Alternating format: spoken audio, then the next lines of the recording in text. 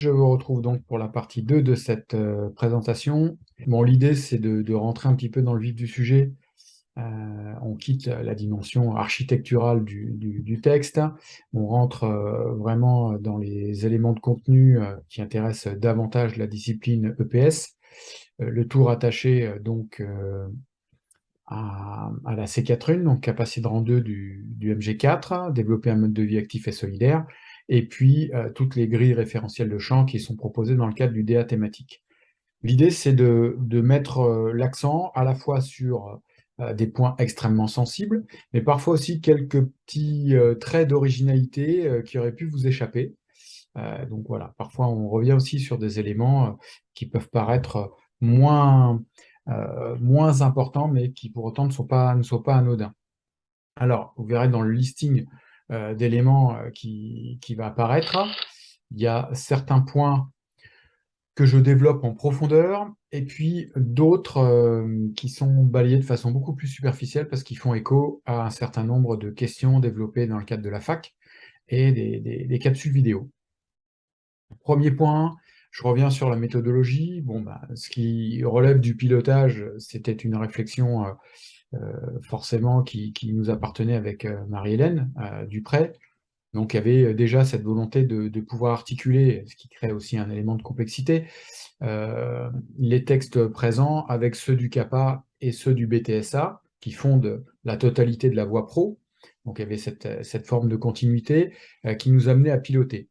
Ensuite, vous savez qu'on a pris la tâche de 2 cordeaux pour trouver une caution, on va dire, de terrain, et pas déconnecter un petit peu notre réflexion de vos problématiques quotidiennes. Donc j'ai insisté hier sur voilà, la présence de Cyril et Stéphanie à nos côtés.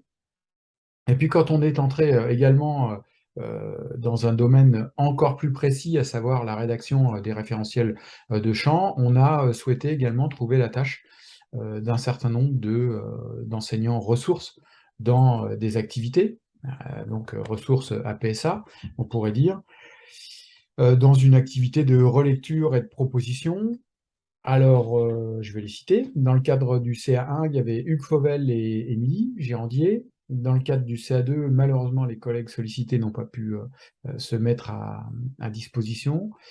Dans le cadre du CA3, c'était Flavie Borkowski, pardon. Je pense que c'est pas la première fois qu'on accroche son nom. Excusez-moi pour ça. Et puis Vincent Autal. Dans le cadre du CA4, c'était Christophe Balin et puis Marc Biry. Et dans le cadre du CA5, c'était donc Martine Chaléa. Voilà, nos remerciements sincères, encore une fois, pour la qualité du travail et puis vos disponibilités à toutes et à tous. Alors, exercice également complexe, puisque dans les continuités que j'ai citées, il y avait aussi la volonté de ne pas se trouver totalement incohérent par rapport forcément au cycle collège et 4e, 3e pour ce qui concerne l'enseignement agricole, dans la référence au socle. Également un cycle de continuité voilà, qui a fait l'objet de nombreuses discussions et échanges sur la continuité avec les AFLP, ou la logique des AFLP, donc des AFL ou des AFLP.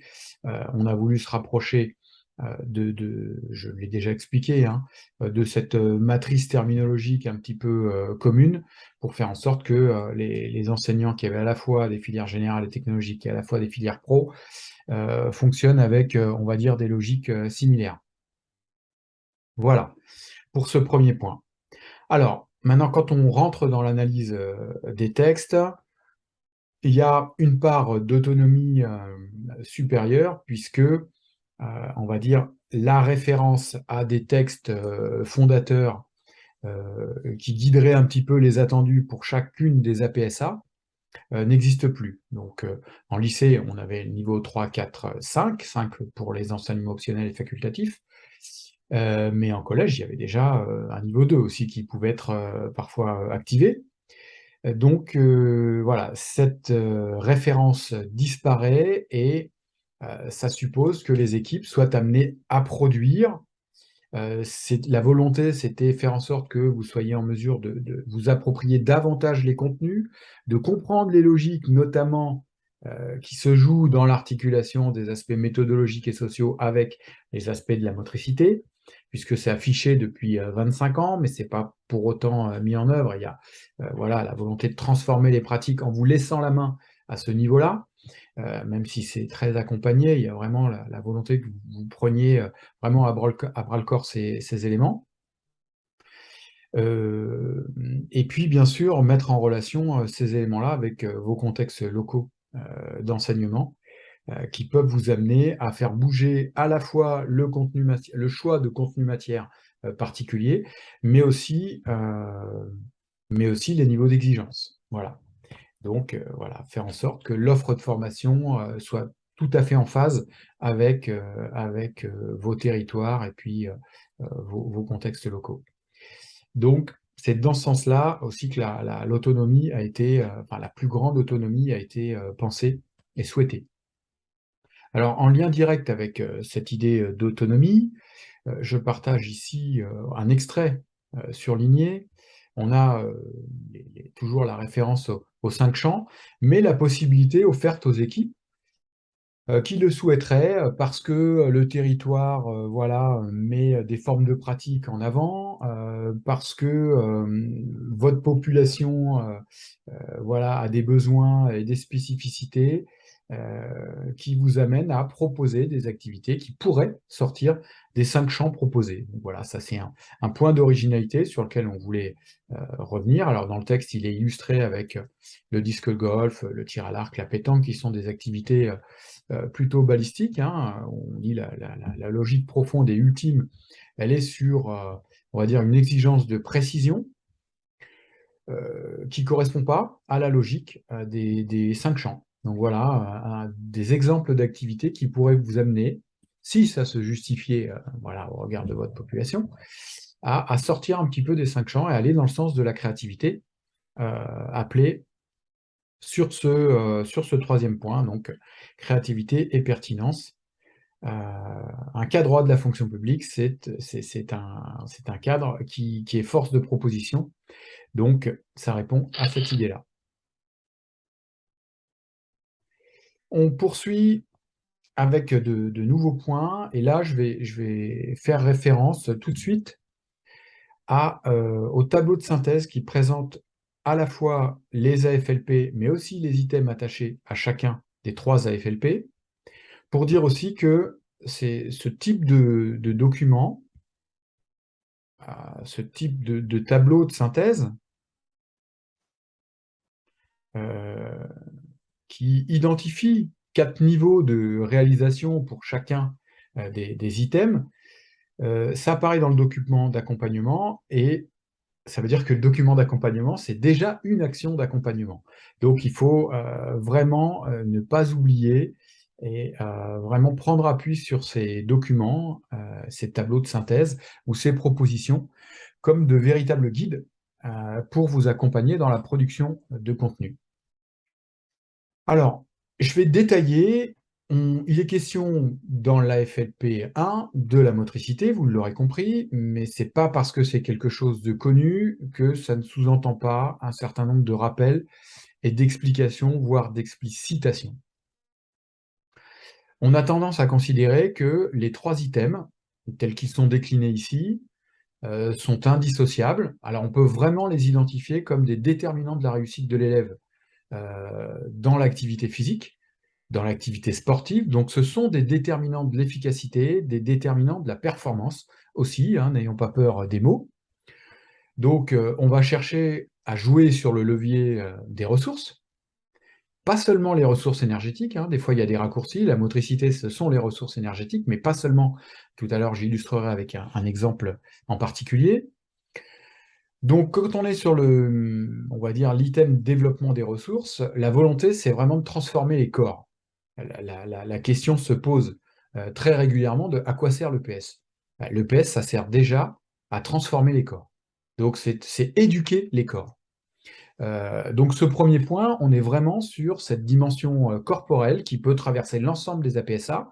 On n'est pas encore véritablement sur la question du patrimoine, encore que. Par contre, sur les items 2 et 3, là, qui apparaissent 1.2, 1.3, on est vraiment sur la question du patrimoine. Donc, on cherche à étendre le répertoire technique d'un élève, mais pas l'étendre pour l'étendre. C'est un élève qui est capable de choisir un geste technique plutôt qu'un autre, ça veut dire qu'il ne répète pas bêtement. Il est vraiment capable d'activer une logique adaptative. Voilà. Donc, l'exemple que je donne très souvent, une manchette, c'est pas une passe haute. C'est pas une passe haute, alors que parfois, sur une trajectoire parabolique, on voit des élèves qui sont amenés à faire une manchette. Bon, on peut s'interroger. Non, la technique, elle est choisie dans son contexte adaptatif.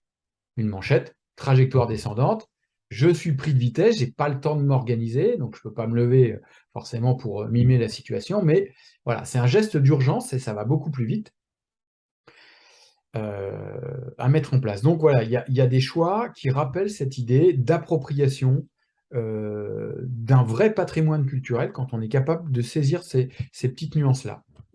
Donc, il y a à la fois, on va dire, la question d'exhaustivité du répertoire technique qui se met en place, mais cette idée de pertinence aussi des techniques qui vont être choisies par les élèves. Et puis, les intentions de jeu qui fondent la culture stratégique et tactique, ça aussi, ce sont des éléments du patrimoine. Hein, l'élève va être capable de comprendre, voilà, une intention plutôt qu'une autre. Ça va, là aussi, conditionner largement l'efficacité, la sienne ou celle de l'équipe, dans le cadre d'une APSA.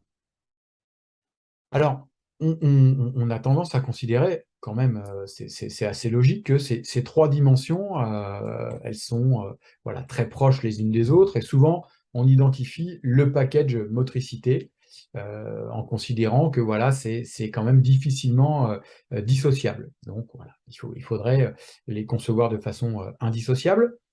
Pour autant, je vais donner un exemple qui est pas anodin. On prend l'exemple, donc d'élèves en tennis de table qui ont un répertoire technique très important, toutes les activités de renvoi, duel, bad, donc badminton, tennis de table, donc répertoire technique assez important, et puis pourtant dans le jeu, dans leur poule, on les voit parfois lâcher le jeu. Donc là, on fait référence davantage à des ressources émotionnelles. Donc on n'est pas sur tennis de table, plutôt le registre d'explosivité pour faire référence aux ressources énergétiques. Donc en termes d'explosivité, ce sont des élèves qui vont vite, qui sont capables de se déplacer vite, de frapper fort et juste, mais on n'est pas forcément là-dessus. Donc répertoire technique important, et pour autant, dans le jeu, on constate que dès que l'adversaire leur prend 3 points, on les voit se démobiliser totalement. Eh bien, ces ressources mentales, elles doivent pouvoir être affichées comme un vrai contrat d'objectif pour l'élève, avec l'idée que l'élève doit passer d'un état de mobilisation de ressources plutôt défaillant sur le plan de la détermination, de l'engagement, de la confiance en lui, d'un état A à un état B. Donc véritablement, si j'ai 2-3 élèves qui sont dans cette situation, l'enseignant, il a le devoir d'afficher que l'aspect défaillant, il se joue au niveau des ressources mentales plus qu'au niveau des ressources énergétiques. Donc voilà, toujours cette idée que la déclinaison des 3 items correspond quand même à des situations réelles d'enseignement, avec aussi la volonté de pouvoir proposer des vrais diagnostics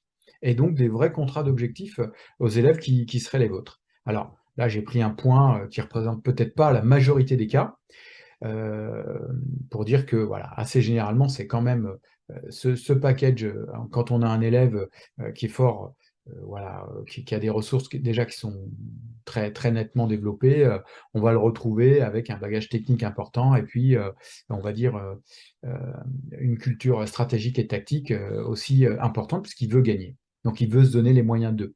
Voilà. Il veut gagner ou il veut être efficace, vous aurez compris un petit peu. Voilà, donc j'ai quand même développé pour redire à quel point la raison d'être profonde de l'EPS se joue à la fois au niveau de l'éducation des corps et aussi au niveau de la transmission du patrimoine. Deuxième point qui fait référence à, voilà, à des aspects méthodologiques, hein. La FLP2, on est vraiment sur un savoir s'entraîner, s'entretenir, donc où il est question de créer un habitus en matière d'activité physique et sportive. Ça rappelle les anciens objectifs de gestion de la vie physique et future. On est vraiment positionné sur cet aspect-là, avec tous les aspects méthodologiques qui s'y réfèrent. La FLP 3 et les éléments de déclinaison, on est sur davantage, je l'ai dit, des aspects liés aux compétences psychosociales, avec des items qui sont parfois assez proches les uns des autres, et là-dessus, je ne développe pas puisque ça fait l'objet vraiment d'une question, je crois que c'est la Q9 exactement, dans des capsules vidéo.